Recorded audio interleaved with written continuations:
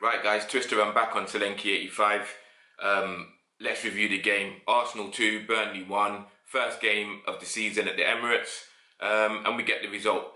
I said in my preview of this match that Burnley were going to come. They were going to be physical. They were going to play direct football, long balls over the top, one ping down the side, left-hand side or the right-hand side, try and get their cross in. And I said in the preview, the key to stopping them, because they're going to be physical and toe-to-toe, we're probably not going to match them for that kind of game. Football will play them off the park, but for the physicality, they were always going to be that strong, bullyish side. I said in my preview, stop the cross. That was their game plan throughout the entire game. Now, in one sense, because we knew that was happening, for the most part, we were able to deal with that and cope with it best we possibly could. But, they came to win. They certainly didn't come to see if they can try and get a point from that game or whatever. So hats off to Burnley. But look, we get the result. Let's talk about our standout performers. And I'll start with Aubameyang. The finish. For his goal, the finish, the movement. I mean, what a tremendous striker we've got in Aubameyang. It's a brilliant goal. Fantastic finish. His movement throughout the entire game, I thought he works his socks off. I was impressed with him yesterday. We'll come on to this a bit later, but Aubameyang, we need to see this kind of stuff from him in the big games. He's got to turn up next week against Liverpool. We need him, if that's evident. But on Uber, I'd give him a 9. His performance yesterday was absolutely fantastic. I suppose the reason why I've not given him a 10 is because there was a point in the second half between him and Pepe. I'm not really playing blame on either side. I suppose if I was to be critical, it's probably Pepe didn't put enough on the pass, but between them, that's got to be a goal. And it's not hit the back of the net. So I have marked him down for that. But I thought Aubameyang was tremendous yesterday. A 9 out of 10. Lacazette, I'd give a 7. I was looking at an 8, but I don't think Lacazette was absolutely fantastic by Lacazette standards yesterday. The goal was, that goal came from absolutely nothing. He's on the floor, apologies, scrambling around, and to be that physical and get back up, make something out of it and get the goal. Brilliant, absolutely brilliant from Lacazette, but didn't really do too much. Did his normal hold-up play, as we would expect from him, but nothing to set the world alight, so I'd give Lacazette a 7. Dani Ceballos, he's the player that we've missed since Santi. Absolutely fantastic baller he is. We're going to have an issue there because I feel what's going to happen is because of his performance yesterday, as a fan base, we're all going to go, get him, sign him, get it over the line, and he was tremendous yesterday, so I'm not trying to tone this down. He gets a 10 out of 10 from me for yesterday's performance. And normally I'd give a 9 for that kind of performance on the fact that he didn't score. But first game that he starts, he's at home, he's at the Emirates debut appearance. He gets 2 assists. He very nearly had Pope beaten. There was one point where he's used his quick feet, got the ball out of his feet, sorted him out, got the shot off, and Pope's made a fantastic save in fairness to Pope. Had it not, but for that performance, I believe it's a 10.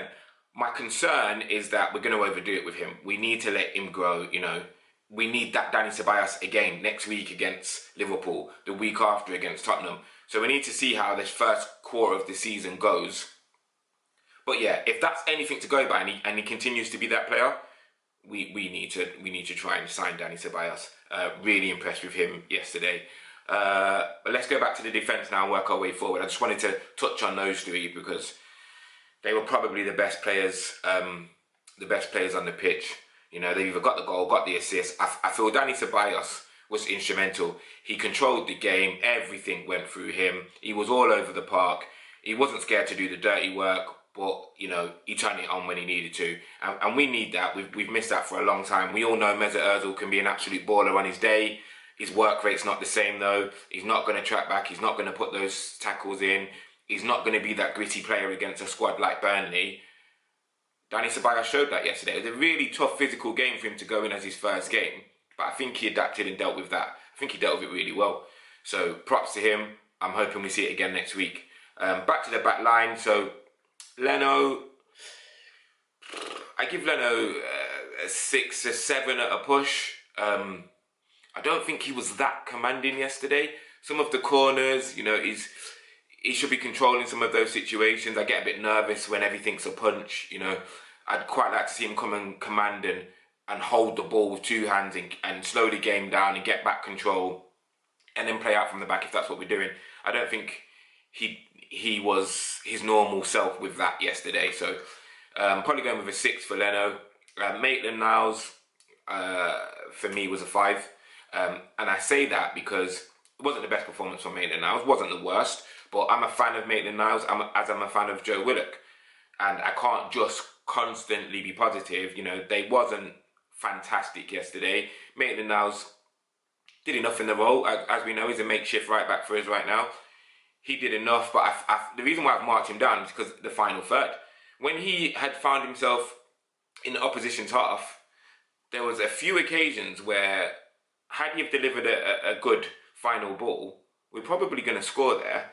And either his touch let him down or the delivery let him down. So he lost a few marks. So 5 for Maitland-Niles.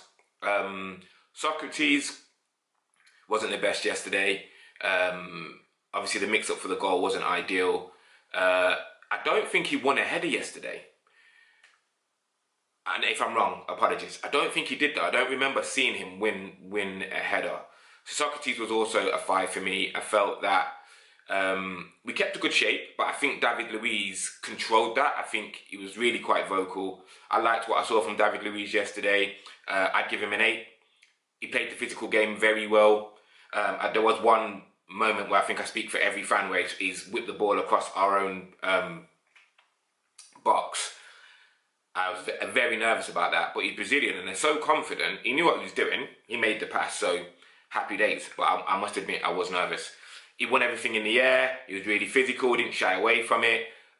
He delivered that David Luiz touch. You know, there was a couple of elements in the game where he delivered a long ball and found Aubameyang. And we've cried out for that. We've cried out from someone that can pick a pass from the back all the way to the front and put us on the front foot immediately. And he did that yesterday. So I think an 8 for David Luiz, good performance from him. Monreal, harshly, I would give a 6. Just did enough. You know, he didn't set the world alight. He just did enough. So a 6 for Monreal. Guendouzi, also a 6. Steady game from Guendouzi. He had a couple of shaky moments, but he also had a majority part where he just kept the game ticking over. Again, same for Joe Willock. Joe Willock, I gave a 6 yesterday. It was a 5 at one point. The reason why I gave him a 6 is because there was a point in the second half, and this was after Torreira had come on, where he's found himself in the opposition's box. He did really well to stay on his feet. He's cut the ball back and found Torreira perfectly. Torreira sorted his feet out and got the shot off. Unfortunately, Pope saved it. But I think that was really clever, the football from Willock there. Got 90 minutes, steady 6. I'm glad that he got a 90 minutes. It's clear that Emery is, he believes in him. You know, I'm certainly not looking at Joe as the youngster anymore. Don't get me wrong. I am in a sense of he is young and he needs time to develop, etc., etc. But you know, he's gaining his shirt in his own right. He's putting the performances in and he's taking his chances. And Emery is trusting him. Will he start against Liverpool? That's a whole different story. But I think steady 6 from Joe, and I'm glad to see him in and amongst the first team and putting performances in. I think that's everybody now, because I did Aubameyang and Lacazette and Ceballos. So Pepe played 45 minutes. First touch gave the ball away, and then after that he was just selling dreams all over the place. Ben Mee had a bad time with him. He showed loads of promising glimpses, but I'm not naive to the fact that he's still way off the mark. You know, he still needs match fitness and he still needs to understand his teammates a bit more, etc. But he showed some really positive still, and it's evident we've got a baller there. We just need to allow the time for him to understand the league, understand the team a bit more, how we play, how things work. But I suppose if I had to give him a rating for 45 minutes, I'd give him 6. Which I suspect will grow and grow and grow, and we'll see a real baller in Pepe soon. Torreira, don't think he was on the pitch long enough to give him a rating, but he did his bit. He's normal Torreira self. I would like to see Torreira start against Liverpool, I'll be honest, and I know that's harsh because it's who do you drop, but we are going to need the grit in there. You know, I'm suspecting that after yesterday, Ceballos starts, in which case we're going to need someone that's going to sit in the middle, hold, and mop up. And Torreira's that guy, so hopefully Torreira starts against Liverpool, but I'm not going to give him a rating. He wasn't on the pitch long enough. And then Kolasinac, who I am going to give a rating solely because it's just brilliant to see him back with the first team, with all the stuff that he's got going on in his personal life and his security risks and threats that everybody needs to sort out as soon as they possibly can. It was good to see him back. He had a good few spells. There was a point where I think Barnes tried to rough him up, which I was confused about. You're not roughing up Kolasinac, it's not going to happen. But I'll give Kolasinac a 6. Brilliant to see him back. Brilliant to see Ozil in the stadium. It's nice to have a bench that we can just choose a player from it and they can come on and make an impact. We haven't had that for a long time. I was looking at the bench yesterday. Pepe sat there. Torreira sat there. Ozil sat in the stand. Tierney's in the stand. Rob Holding's not playing. He's not in the squad at all. It looks a lot better now. We didn't have this before. You look back at the bench last season, you see Mohamed El Nene, and no disrespect, but of course he's not on the level of any of these other sorts of midfielders. So it's really positive. We got the result, so that's 2-2. We move now. We go to Liverpool, and hopefully we can get something from that. I watched the Liverpool game on Match of the Day. Liverpool with their normal selves, right? Bit leggy at the back, so that could help us because our attacking presence is strong. But they were a bit leggy at the back, so I think a good performance from Aubameyang, we could get something out of that game. But I'm not ignorant to what was going on up front. Salah, especially Mane and Firmino, they were pulling the strings all over the place. They could have caused Southampton some real problems, 4 or 5 goals. They didn't, but the flashes where Mane's clinical was a brilliant goal from him yesterday. Same with Firmino. Firmino's goal, it was a great take from Mane. Firmino's goal was a lot more of a solo effort, and I think if you watch it back if you haven't already, we need to be very careful of that. We need to nullify the threat from them, and that's for Emery to do in the training session. But look, guys, I've taken up your time for long enough. I'm going to get gone. Until next time.